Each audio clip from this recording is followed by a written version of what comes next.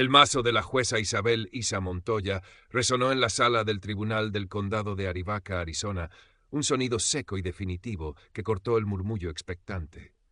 Silencio en la sala. Su voz, aunque no alta, llevaba una autoridad que pocos se atrevían a desafiar.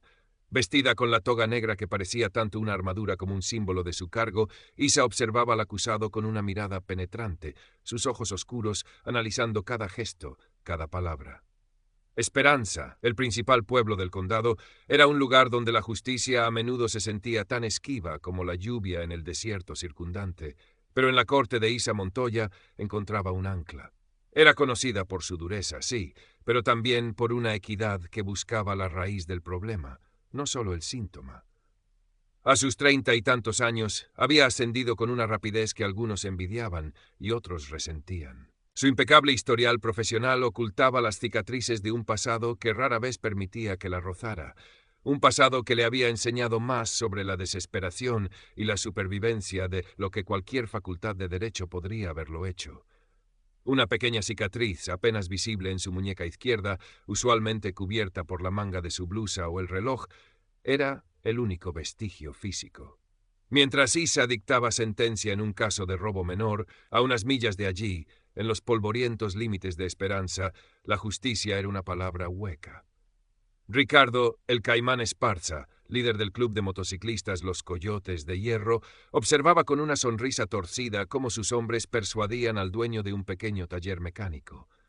El Caimán, un hombre corpulento de unos 50 años, con el rostro curtido y tatuajes que narraban una vida de violencia, no era un veterano. Había encontrado en los exmilitares descontentos y perdidos una fuente inagotable de reclutas disciplinados y capaces, peones para su imperio de extorsión y tráfico menor. Mateo Santos Rivera, el sargento de armas de los Coyotes, observaba la escena con una creciente incomodidad. Ex-marine condecorado, con la mirada atormentada por los fantasmas de Afganistán y la culpa de acciones cometidas bajo el mando del Caimán, Santos sentía cómo su lealtad se erosionaba con cada acto de brutalidad innecesaria. La camaradería que había buscado en el club se había agriado, convirtiéndose en una cadena más. Esa misma tarde, Isa se reunió con el padre Miguel, un sacerdote de cabello cano y ojos amables que dirigía un modesto refugio para veteranos sin hogar en las afueras de Esperanza. Se conocían desde que Isa era una adolescente problemática, y él había sido uno de los pocos que había visto su potencial. «Los coyotes están apretando, Isabel», dijo el padre Miguel, su voz teñida de preocupación. «Ayer rondaron el refugio intimidando a los muchachos. Muchos de ellos son como los que el Caimán recluta. Perdidos, heridos». Isa sintió, una sombra cruzando su rostro. «Lo sé, padre. La situación se está volviendo insostenible». El punto de inflexión llegó 2 noches después. Los coyotes, liderados por un lugarteniente sediento de sangre, atacaron el refugio del padre Miguel. No solo robaron los escasos suministros, sino que golpearon a varios veteranos y destrozaron el lugar. Un mensaje claro para cualquiera que se interpusiera en su camino. La noticia llegó a Isa como un golpe físico. El refugio era más que un edificio, era un símbolo de esperanza, y el Caimán lo había profanado. Oficialmente, Isa instruyó al capitán Frank Miller, el jefe de policía de Esperanza, un hombre recto y apegado a las reglas, pero a menudo superado por la astucia de los coyotes, para que intensificara las investigaciones. Oficialmente, Isa instruyó al capitán Frank Miller, el jefe de policía de Esperanza, un hombre recto y apegado a las reglas, pero a menudo superado por la astucia de los coyotes para que intensificara la espía. Pero Isa sabía que los métodos convencionales no serían suficientes. Activó un viejo contacto, una deuda pendiente de aquellos años turbulentos de su juventud. La información confirmó sus sospechas. Un porcentaje alarmantemente alto de los coyotes eran veteranos de combate, muchos con trastorno de estrés postraumático, TEPT no diagnosticado o maltratado, hombres que habían cambiado un campo de batalla por otro. Una idea audaz, casi herética para una jueza, comenzó a tomar forma en su mente. Consultó con el padre Miguel y con doña Elena Vargas, la matriarca no oficial del barrio más afectado por los coyotes. Doña Elena, dueña de una pequeña pero venerada taquería, el Sazón de Elena, era una mujer de inmensa fortaleza y compasión, cuya fe en la bondad inherente de las personas era legendaria. Su taquería era un oasis de calidez y normalidad en medio de la creciente oscuridad. ¿Un programa de rehabilitación para esos demonios? Doña Elena arqueó una ceja cuando Isa le expuso su plan. Hija, tienes más agallas que sentido común. Pero a veces la locura es lo único que funciona en este desierto. El plan de Isa era arriesgado. Ofrecer una amnistía condicionada y un programa de rehabilitación a los miembros de los Coyotes que fueran veteranos y desearan abandonar la pandilla. El corazón del programa sería un taller mecánico abandonado en las afueras de Esperanza, que los propios veteranos restaurarían y operarían, aprendiendo un oficio, encontrando un propósito y recibiendo terapia. Lo llamó Renacer sobre Ruedas. El anuncio público de Isa cayó como una bomba en Esperanza. El Caimán se mofó abiertamente. ¿La juececilla quiere jugar a la trabajadora social? Que lo intente. La comunidad estaba dividida. Algunos lo vieron como una rendición, otros como un faro de esperanza desesperada. El capitán Miller le expresó a Isa sus profundas reservas. Jueza, esto es un polvorín. Legalmente es una pesadilla y la seguridad no puedo garantizarla. La alternativa es ver cómo este condado se desangra, Frank, replicó Isa con calma. A veces hay que arriesgarse para cambiar las cosas. Mientras tanto, dentro de los Coyotes, la tensión crecía. El Caimán, paranoico ante cualquier signo de debilidad o disidencia, ordenó una paliza brutal a un joven miembro cuya lealtad cuestionaba. Santos fue obligado a participar. Esa noche, con las manos aún doloridas y el alma en carne viva, tomó una decisión. Contactó a Isa a través de un canal discreto que ella había establecido a través del padre Miguel. Jueza Montoya, la voz de Santos era áspera por el teléfono desechable. Soy Mateo Rivera. Escuché su oferta. ¿Ese es en serio? Completamente en serio, señor Rivera, respondió Isa, su corazón latiendo con una mezcla de aprensión y esperanza. Pero el camino no será fácil. Santos y 3 veteranos más, hombres endurecidos por la guerra y la vida en la pandilla, fueron los primeros en desertar. La noche que abandonaron el cuartel de los Coyotes fue tensa, una huida sigilosa bajo la luna del desierto. Isa, con la ayuda reacia pero profesional de un par de oficiales de confianza de Miller, les había preparado un refugio temporal. El Caimán montó en cólera cuando descubrió la traición. Las amenazas no tardaron en llegar. El taller abandonado era una ruina, ventanas rotas, maquinaria oxidada, el olor a abandono impregnándolo todo. Pero para Santos y los otros representaba una oportunidad. Con herramientas donadas y el apoyo logístico de Isa, comenzaron la hercúlea tarea de limpiarlo y repararlo. Doña Elena aparecía cada día con grandes ollas de comida humeante y palabras de aliento. El trabajo duro limpia el alma, muchachos, les decía, mientras les servía generosas porciones de sus famosos tacos de birria. Isa consiguió que un consejero de veteranos, un hombre curtido llamado Sam, que había visto lo peor del TEPT y la recuperación, comenzara sesiones de terapia de grupo en una esquina improvisada del taller. Las primeras sesiones fueron difíciles, llenas de silencios hostiles y miradas de desconfianza, pero poco a poco las barreras comenzaron a caer. El Caimán no se quedó de brazos cruzados. Comenzó una campaña de intimidación. Pequeños actos de vandalismo contra el taller, amenazas veladas a las familias de los desertores, rumores esparcidos para desacreditar a Isa y al programa. Isa se enfrentó a una creciente presión política. Se filtraron rumores sobre su juventud rebelde, insinuaciones que buscaban manchar su reputación. Tuvo que usar toda su astucia legal y su fortaleza personal para proteger Renacer sobre Ruedas. Una noche, mientras Isa revisaba unos planos en el taller con Santos, un grupo de leales al Caimán intentó incendiar un almacén contiguo. Isa y Santos, junto con los otros veteranos, reaccionaron instintivamente. Hubo una confrontación breve, pero brutal. Isa se movió con una velocidad y precisión que sorprendieron a todos, especialmente a los atacantes.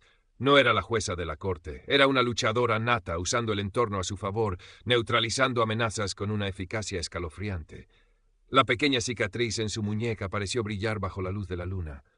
Los Coyotes se retiraron magullados y confundidos. Santos la miró con nuevo respeto. ¿Dónde aprendió eso, jueza? Isa solo sonrió levemente. Larga historia, Santos. Digamos que Esperanza no siempre fue tan tranquila para mí. El incidente, aunque peligroso, tuvo un efecto inesperado. Algunos miembros más jóvenes de la comunidad que habían visto la confrontación comenzaron a mirar a los veteranos del taller con una mezcla de miedo y admiración. Ya no eran solo expandilleros, eran hombres que se defendían y protegían su nuevo espacio.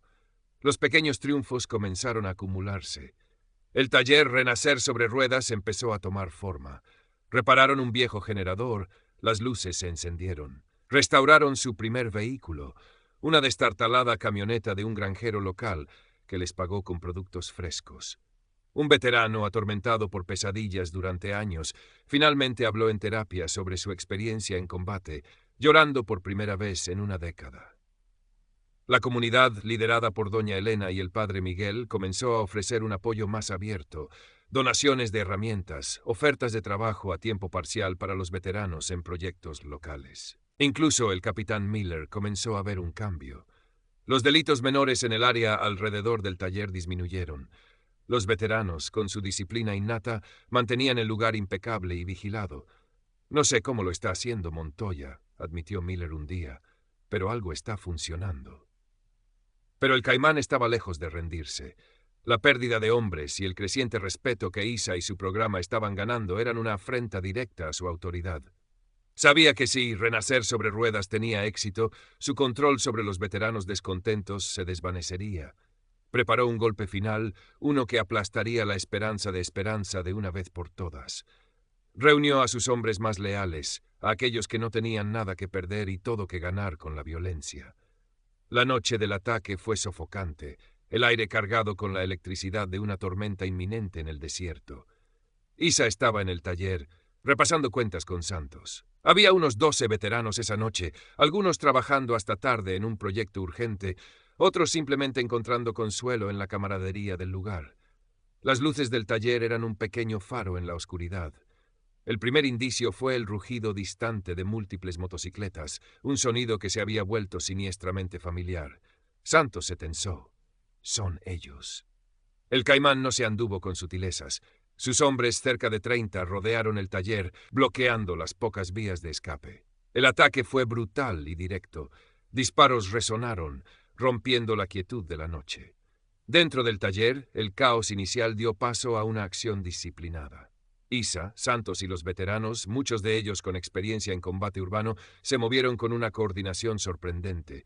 No eran una pandilla defendiendo su territorio, eran soldados protegiendo su hogar, su última oportunidad. Usaron la maquinaria pesada como cobertura, las herramientas como armas improvisadas. El objetivo no era matar, sino resistir, neutralizar. Isa estaba en el centro de la defensa, no detrás de un escritorio, sino en la línea de fuego.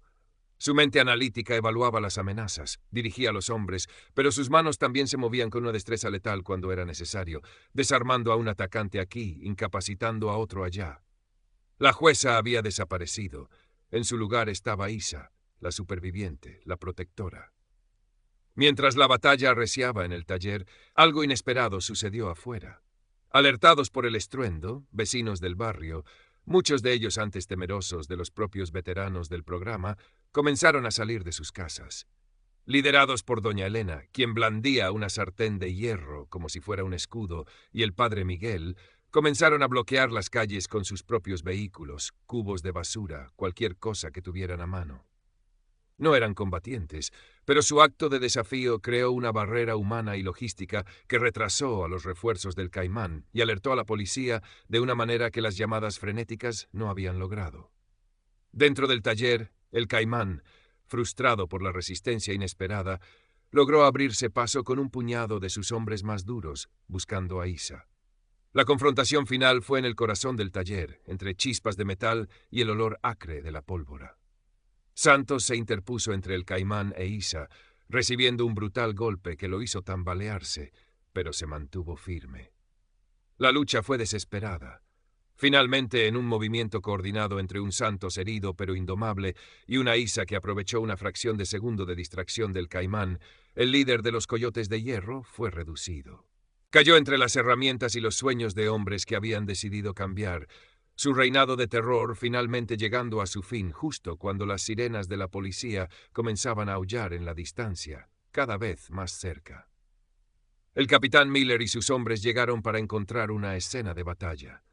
El taller estaba dañado, había heridos en ambos bandos, pero los defensores se mantenían en pie.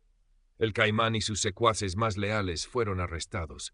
La red de los Coyotes de Hierro, ya debilitada por las deserciones y ahora decapitada, comenzó a desmoronarse. En los días y semanas que siguieron, Esperanza cambió. La valentía de los veteranos de Renacer sobre Ruedas y el apoyo de la comunidad se convirtieron en leyenda local. El taller, aunque maltrecho, se convirtió en un símbolo de resiliencia. Las donaciones llegaron para repararlo y ampliarlo. El capitán Miller, ahora un firme creyente, asignó recursos oficiales para apoyar la seguridad y la expansión del programa. El pasado de Isa, sus años salvajes, se filtraron inevitablemente a la prensa local.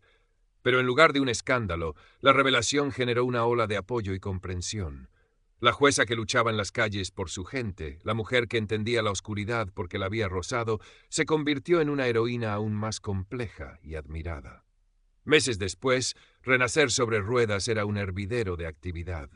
Docenas de veteranos, no solo de los coyotes, sino de otros rincones olvidados del condado, trabajaban allí, aprendiendo mecánica, soldadura, carpintería. Las motocicletas que antes eran símbolos de miedo, ahora eran restauradas con orgullo o utilizadas por los propios veteranos para patrullas vecinales autorizadas o para llevar ayuda a ranchos aislados. Santos, completamente recuperado y con una nueva luz en sus ojos, era el gerente del taller, un mentor para los recién llegados. Doña Elena había ampliado su cocina para proveer almuerzos diarios, y su taquería se había convertido en un punto de encuentro para la comunidad y los hombres del programa. Una tarde, mientras el sol de Arizona teñía el cielo de naranja y púrpura sobre el desierto, Isa visitó el taller. Se quedó en la entrada, observando el trabajo